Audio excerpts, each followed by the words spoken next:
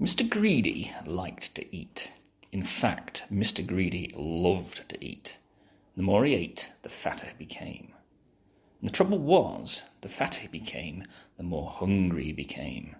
And the more hungry he became, the more he ate. And the more he ate, the fatter he became. And so it went on. Mr. Greedy lived in a house that looked rather like himself. It was a roly-poly sort of a house. One morning, Mr. Greedy awoke rather earlier than usual. He'd been dreaming about food, as usual, and that had made him wake up feeling hungry, as usual. So Mr. Greedy got up, went downstairs, and ate the most enormous breakfast. This is what Mr. Greedy had for his breakfast. Toast, 2 slices, cornflakes, 1 packet, milk, 1 bottle, sugar, 1 bowlful, toast, 3 slices, eggs, 3 boiled, toast, 4 slices, butter, 1 dish, marmalade, 1 pot. When he had finished his enormous breakfast, Mr. Greedy sat back in his chair, smiled a very satisfied smile, and thought, that was a delicious breakfast, he thought to himself. Now I wonder what would be nice to have for lunch. He decided in order to work up an appetite for lunch, he would go for a long walk. That morning, Mr. Greedy walked and walked and walked and walked. And then he discovered a cave.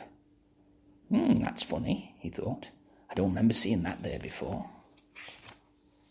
Mr. Greedy, being a curious sort of a fellow, decided to explore. He entered the dark cave. Inside, he discovered some giant steps leading upwards. Mr. Greedy, being a curious sort of a fellow, decided to climb them. They were very steep and very difficult to climb. With much huffing and puffing, Mr. Greedy climbed up and up and up. At the very top of the steps, Mr. Greedy came to a door. It was, without doubt, the biggest door that Mr. Greedy had ever seen, and it wasn't quite shut. Mr. Greedy, being a curious sort of a fellow, decided to see what was on the other side of that door.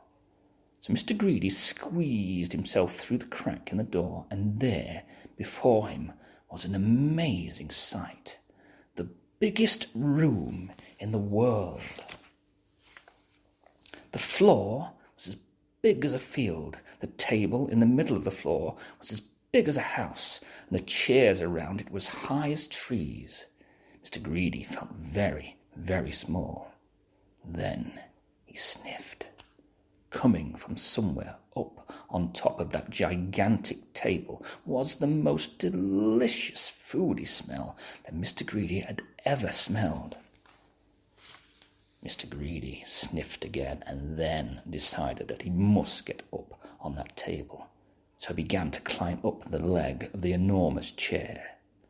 It was very difficult and it took him a long time, but eventually Mr. Greedy stood on the table. Everything was larger than life. The salt and pepper pots were as big as pillow boxes. There was a bowl of fruit on the table, and Mr. Greedy tried to lift one of the oranges. And Mr. Greedy, being Mr. Greedy, took a bite of one of the enormous apples there, and then he looked around. Over on the other side of the table stood the source of that delicious smell, a huge, enormous, gigantic, colossal plate. And on that plate, huge, enormous, gigantic, colossal sausages the size of pillows, and huge, enormous, gigantic, colossal potatoes the size of beach balls, and huge, enormous, gigantic, colossal peas the size of cabbages.